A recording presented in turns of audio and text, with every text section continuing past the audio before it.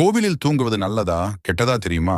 பொதுவாக சில பேர் கோவிலில் தூங்குவது நல்லதா கெட்டதா என்ற குழப்பத்தில் இருப்பார்கள்.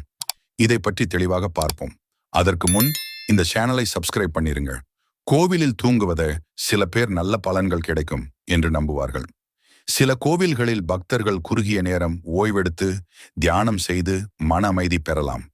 இவை ஆன்மீக சக்தி, சக்தி வாய்ந்த மனநிலை ஆகியவற்றை தரும். கொஞ்ச நேரம் ஓய்வு எடுப்பது மனதிற்கு சாந்தியையும் உங்கள் வாழ்க்கையில் உள்ள பிரச்சனைகளையும் குறைக்கும். ஆனால் அதற்கும் சில வழிமுறைகள் இருக்கின்றன.